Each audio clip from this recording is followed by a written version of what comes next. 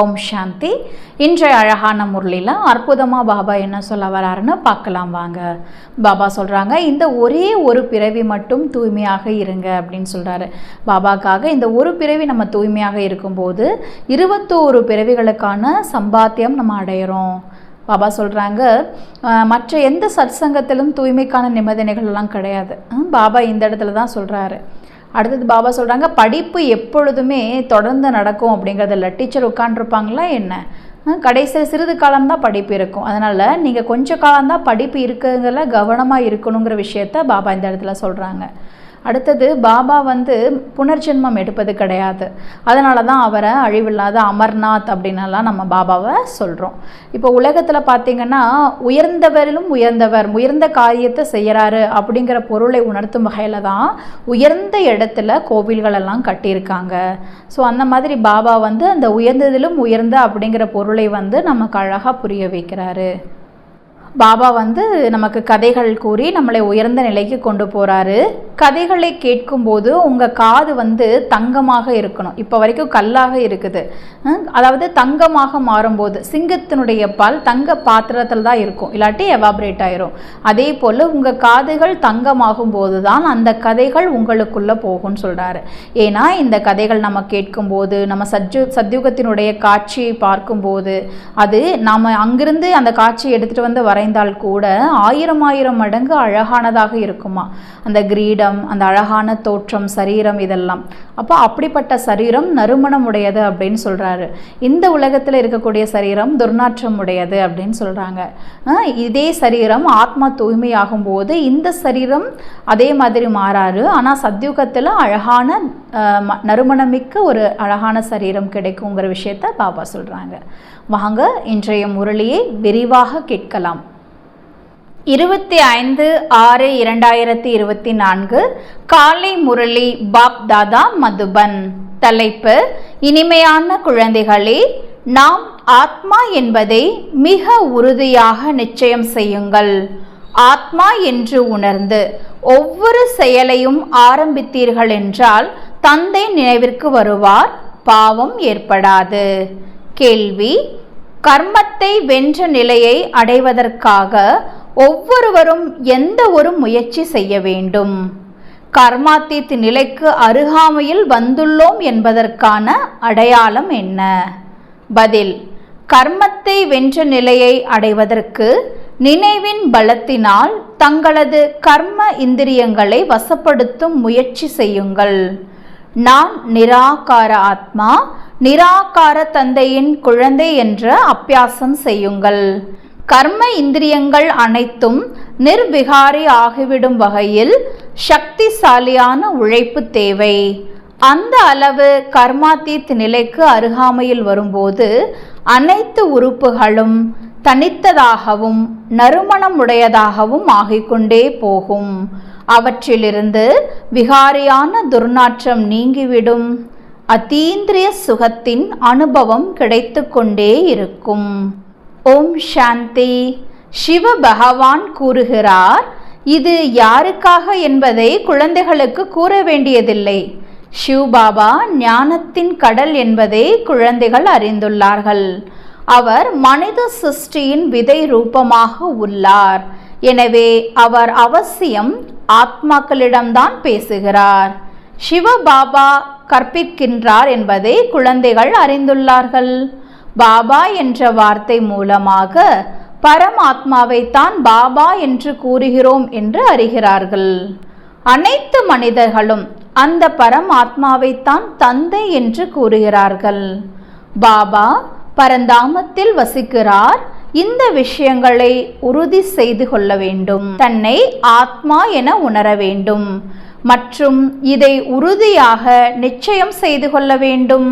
தந்தை என்ன கூறுகிறாரோ அதை ஆத்மாதான் தாரணை செய்கிறது. எந்த ஞானம் பரமாத்மாவிடம் உள்ளதோ அது ஆத்மாவிற்குள்ளும் வர வேண்டும். அது பின்னர் வாயால் வர்ணிக்கப்படுகிறது. ஆத்மாதான் பாடம் படிக்கிறது. ஆத்மா வெளியேறிவிட்டால் படிப்பு ஆகியவை எதுவும் அதற்கு தெரியாது.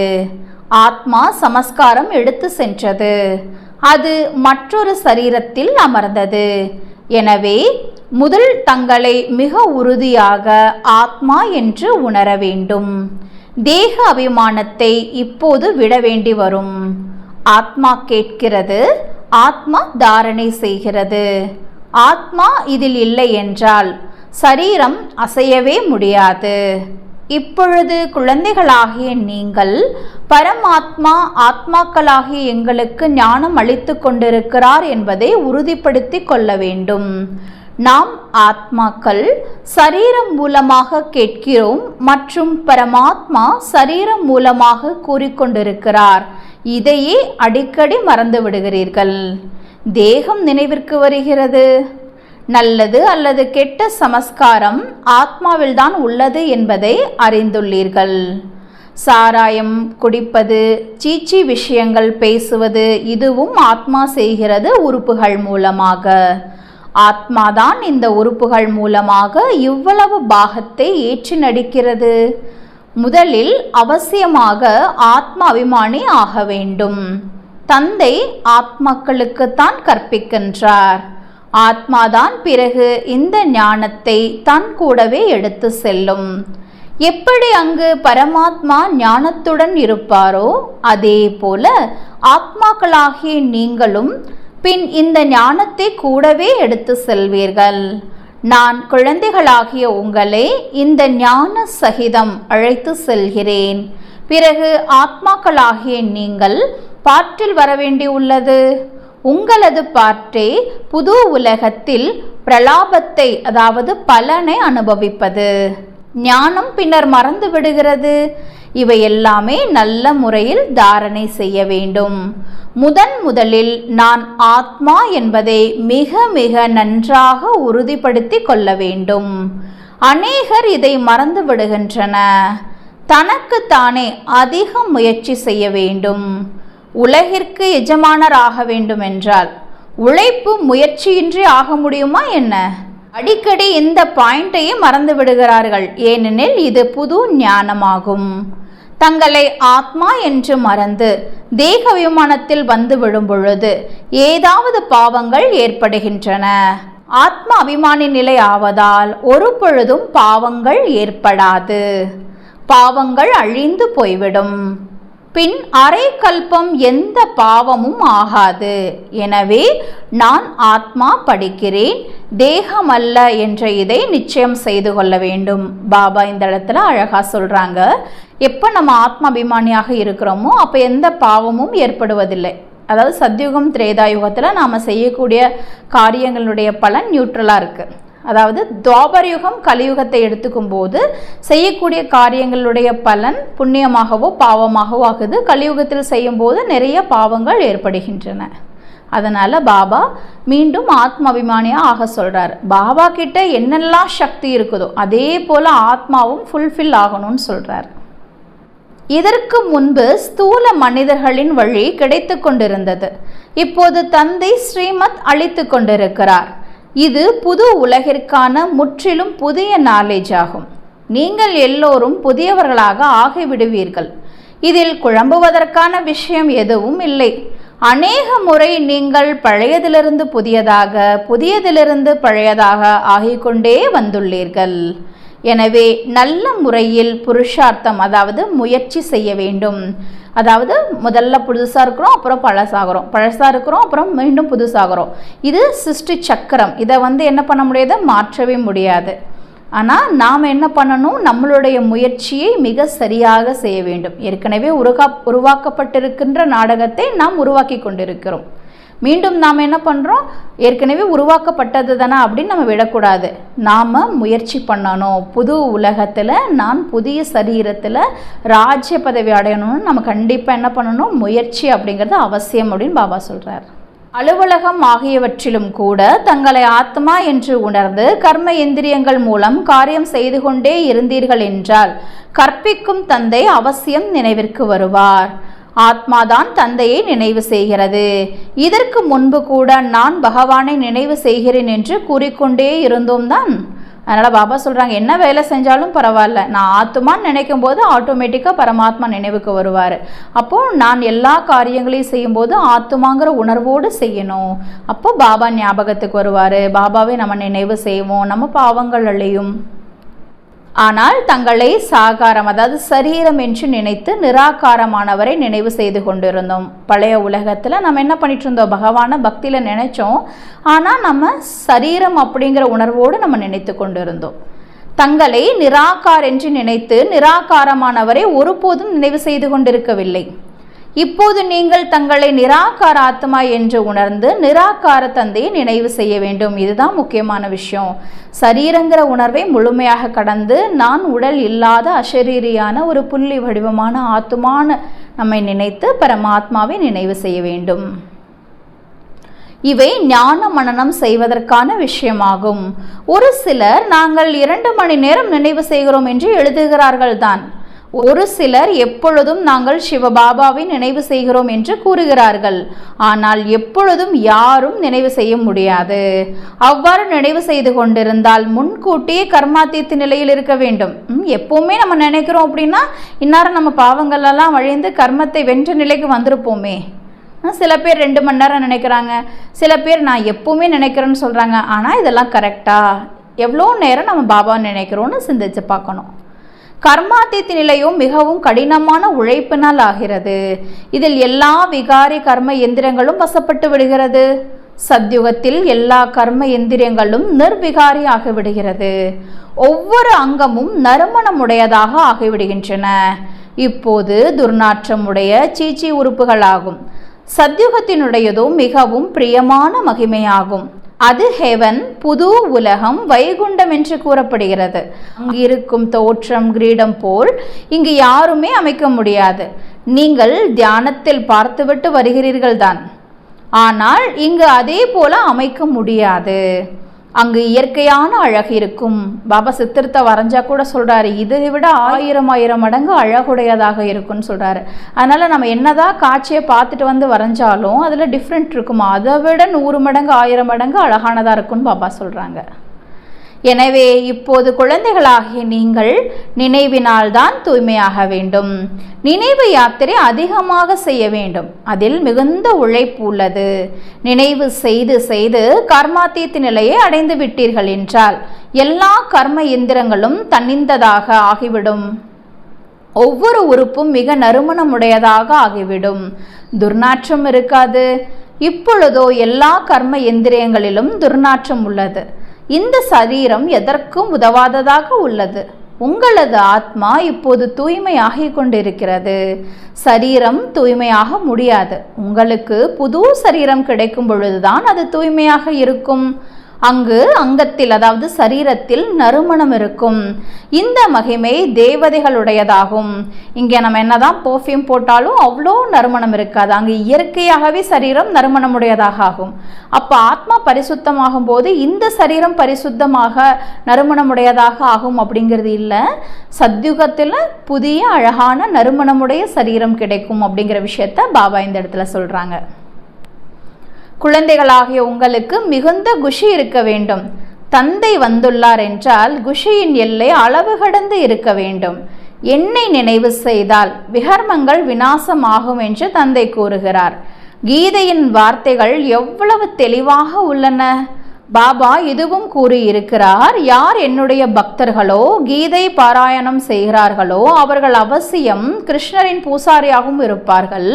அதனால் தான் பாபா கூறுகிறார், தேவதைகளின் பூசாரிகளுக்கு கூறுங்கள், மனிதர்கள் சிவனுக்கு பூஜை செய்கிறார்கள் மற்றும் அவர் சர்வ வியாபி என்று கூறிவிடுகிறார்கள். உயர்ந்த படிகளை ஏறி மேலே செல்கிறார்கள். சிவனின் கோவில் மேலே கட்டப்படுகிறது. சிவ் பாபா கூட வந்து படிகள் பற்றி கூறுகிறார் அல்லவா. அவரது பெயர் உயர்ந்தது, இருப்பிடமும் உயர்ந்தது. எவ்வளவு மேலே செல்கிறார்கள். பத்ரிநாத், அமர்நாத், அங்கு சிவனின் கோவில் உள்ளது. உயர உயர மேன்மைப்படுத்துவார், அதாவது உயர்த்துபவர் ஆவார். எனவே அவரது கோவிலை கூட மிக உயர்ந்ததாகவே அமைக்கிறார்கள். உயரமாக கற்றுக்கு பாபா அழகாக விளக்கம் சொல்கிறாங்க. அவர் உயர்ந்தவர், உயர்வாக்குபவர். அதனால தான் மேலே கொண்டு போய் கோவிலெல்லாம் கட்டுறாங்கங்கிற விஷயத்த பாபா சொல்கிறாங்க.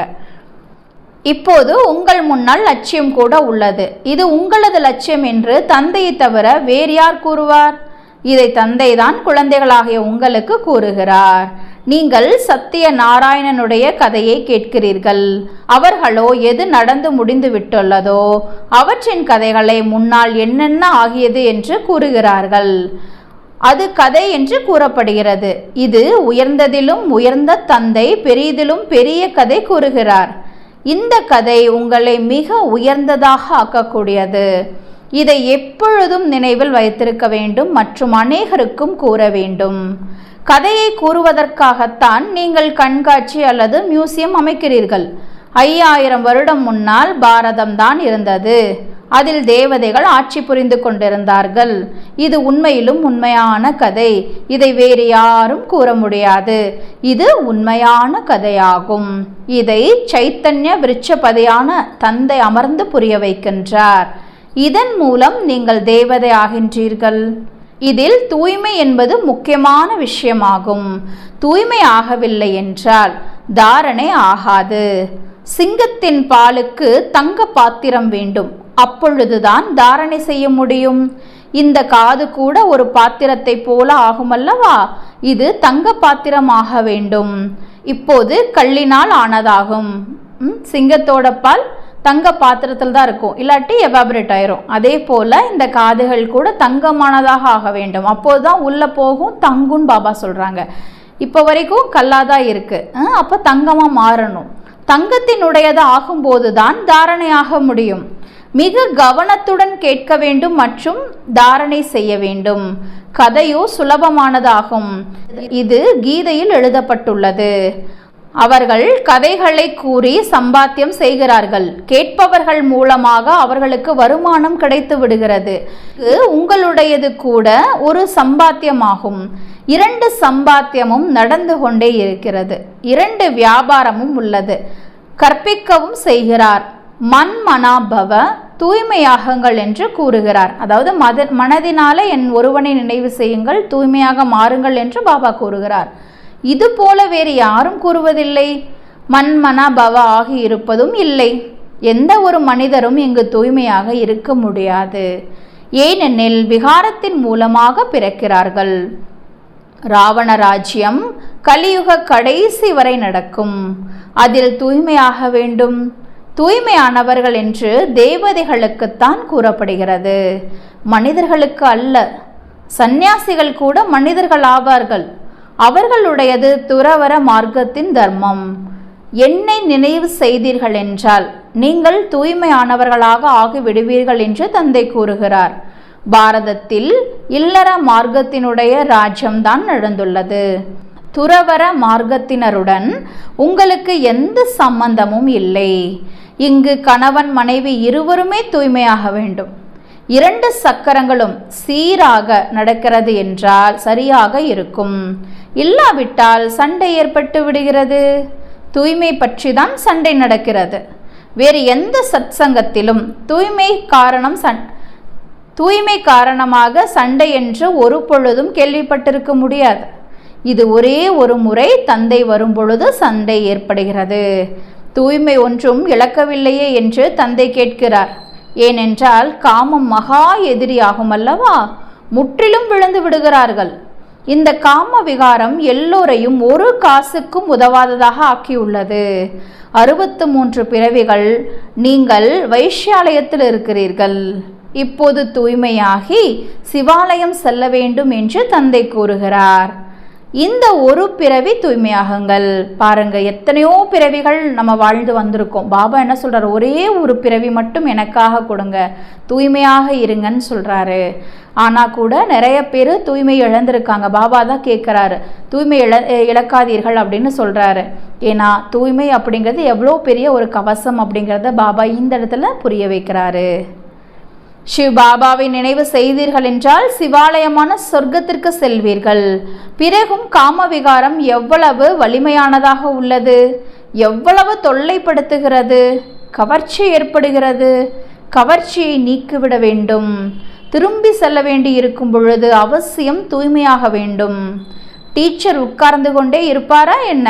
படிப்பு சிறிது காலம்தான் நடக்கும் பாபா கூறிவிடுகிறார். படிப்பு முடிஞ்சனும் டீச்சர் போயிடுவாங்க. டீச்சர் வந்து ரெடியாக இருக்காங்க பாஸ் மார்க் ஃபெயில் மார்க் போடுறதுக்காக. நாம் எப்போ பாஸ் ஆகிறது, எப்போ போகிறது? அதனால் பாபா சொல்கிறாங்க, எப்போவுமே பாடம் நடந்துகிட்டே இருக்காது, பாடத்திற்கும் கண்டிப்பாக ஒரு முடிவு இருக்கும். அதுபோல் இந்த பாடம் முடிவடையும் போது கம்ப்ளீட்டாக நம்ம தூய்மையாக இருக்கணும். அப்போ தான் தூய்மையான உலகத்துக்கு நம்ம போக முடியும். அதனால் ரொம்ப எச்சரிக்கையோடு எவ்வளோ காலம் இனி இருக்க போகுது அப்படிங்கிற ஒரு நினைவோடு நம்ம படிப்பை ரொம்ப சின்சியராக படிக்கணும்னு பாபா சொல்கிறாங்க. இது எனது ரதம் அல்லவா, ரதத்தின் ஆயுள் இவ்வளவு என்று கூறுவார்கள். நான் என்றும் அமரராவேன் என்று தந்தை கூறுகிறார். இது எனது ரதம் அப்படின்னு பிரம்மா பாபாவுடைய ரதத்தை சொல்கிறாரு. ரதத்தினுடைய ஆயுள் காலம், அதாவது பொதுவாக உலகத்தில் சொல்கிறோம் 100 ஆண்டுகள் அப்படின்னு சொல்கிறாங்க. ஆனால் பாபாவுக்கு ஆயுள் காலம் இருக்கா? இல்லையே. அவர் எப்பவுமே அமரர், அழியாதவராக இருக்கிறார். அதனால தான் அவர் அமர்நாத் அப்படின்னு நம்ம சொல்கிறோம். எனது பெயரே அமர்நாத் ஆகும். புனர்ஜென்மம் எடுப்பதில்லை, அரை கல்பத்திற்காக அமரராக ஆக்குகிறார். பிறகு நீங்கள் புனர்ஜென்மம் எடுக்கிறீர்கள். எனவே இப்பொழுது குழந்தைகளாகிய நீங்கள் மேலே செல்ல வேண்டும். பிறகு முகம் இந்த பக்கம், அதாவது சொர்க்கத்தின் பக்கம், கால்கள் அந்த பக்கம், நரகத்தின் பக்கம் போக வேண்டும். இந்த பக்கம் ஏன் நீங்கள் முகத்தை திருப்ப வேண்டும் கூறுகிறார்கள். பாபா தவறு ஏற்பட்டு விட்டது, முகம் இந்த பக்கம் ஆகிவிட்டது, அதாவது தலைகீழானவர் ஆகிவிடுகிறார்கள். சில பேர் நரகத்தின் பக்கம் முகத்தை வச்சிடறாங்க. அதனால பாபா சொல்றாங்க, உங்களுடைய பார்வை, உங்களுடைய முகம் எங்க இருக்கணும்? சொர்க்கத்தின் பக்கம் தான் இருக்கணும். அப்பதான் நம்ம சொர்க்கத்துக்கு போக முடியும். கால் பக்கம் நரகம் இருந்தது அப்படின்னா அடுத்த ஸ்டெப் நம்ம எடுத்து வச்சிடலாம் சொர்க்கத்தை நோக்கி. அதனால் எப்பொழுதுமே முகம் சொர்க்கத்தை நோக்கியதாக இருக்க வேண்டுங்கிற விஷயத்தை பாபா புரிய வைக்கிறாரு. நீங்கள் தந்தையை மறந்து தேக அபிமானி ஆகிறீர்கள், அப்போது தலைகீழானவர், அதாவது தவறாகி விடுகிறீர்கள். தந்தை எல்லாமே கூறுகிறார். தந்தையிடமிருந்து சக்தி கொடு, பலம் கொடு என்று எதையும் கேட்க வேண்டியதில்லை, எல்லாமே நமக்கே கிடைக்கும். பாபா எல்லாத்தையும் நமக்காக கொடுத்துருக்காரு. பலம், சக்தி, என்ன வேண்டுமோ எடுத்துக்க சொல்றாரு. தந்தையோ யோக பலத்தினால் இவ்வாறு ஆக வேண்டும் என்று வழி கூறுகிறார். நீங்கள் யோக பலத்தினால் எவ்வளவு செல்வந்தர் ஆகிறீர்கள் என்றால் 21 பிறவிகளுக்கு ஒரு பொழுதும் யாரிடமும் கேட்க வேண்டிய அவசியம் இருப்பதில்லை. இவ்வளவு நீங்கள் தந்தையிடம் பெறுகிறீர்கள். பாபாவோ ஏராளமான சம்பாத்தியம் செய்ய வைக்கிறார் என்பதை உணர்ந்துள்ளீர்கள். எவ்வளவு வேண்டுமோ எடுத்துக்கொள்ளுங்கள் என்று கூறுகிறார். இந்த லக்ஷ்மி நாராயணன் மிக உயர்ந்தவர் ஆவார்கள். எவ்வளவு வேண்டுமோ எடுத்துக்கொள்ளுங்கள். முழுமையாக படிக்கவில்லை என்றால் பிரஜையில் சென்று விடுவீர்கள். பாபா இப்போ எல்லாத்தையுமே கொடுத்துருக்கிறாரு. நல்லா படித்தா ராஜா ஆகலாம், எடுக்க முடியல அப்படின்னா பிரஜை ஆகலாம். பிரஜைகளையும் அவசியம் உருவாக்க வேண்டும். உங்களுடைய மியூசியம் போக போக அதிகமாகிவிடும் மற்றும் உங்களுக்கு பெரிய பெரிய கூடங்கள் கிடைக்கும். பாபா சொல்கிறாரு, பின்னால் எல்லாம் நிறைய கொண்டு வந்து கொடுப்பாங்க. இந்த இடத்துல வந்து கிளாஸ் பண்ணுங்கள், இந்த இடத்துல மியூசியம் உருவாக்குங்கன்னு சொல்லுவாங்க. கல்லூரிகள் கிடைக்கும், அங்கு நீங்கள் சேவை செய்வீர்கள். இந்த திருமணங்களுக்காக அமைக்கப்படும் கூடங்கள், அதாவது மண்டபங்கள் கூட உங்களுக்கு அவசியம் கிடைக்கும். இந்த மாதிரி சொல்வீங்க, சிவ பகவான் சொல்கிறாரு அப்படின்னு. நான் உங்களை இதுபோல தூய்மையாக ஆக்குகிறேன் என்பதை அறிந்து ட்ரஸ்டிகள் கால் கொடுத்து விடுவார்கள். கூறுங்கள், பகவான் கூறுகிறார், காமம் மகா எதிரியாகும், அதனால் துக்கமடைந்துள்ளீர்கள். இப்போது தூய்மையாகி தூய்மையான உலகம் செல்ல வேண்டும். உங்களுக்கு ஹால் கிடைத்து கொண்டே இருக்கும். பிறகு டூலைட் என்று கூறுவீர்கள். நம்ம சொல்கிற வரைக்கும் சொல்லிட்டு இருக்கோம். பாபா டூலைட் போட்டார்னா அவ்வளோதான். தந்தை கூறுகிறார், நான் மீண்டும் திரும்பி கொடுக்க வேண்டி இருக்கும் வகையில் இப்பொழுது சும்மாவே உங்களிடம் வாங்குவேனா என்ன? குழந்தைகளின் ஒவ்வொரு ரூபாய் மூலமாக சிறு துளி குளமாக ஆகிறது.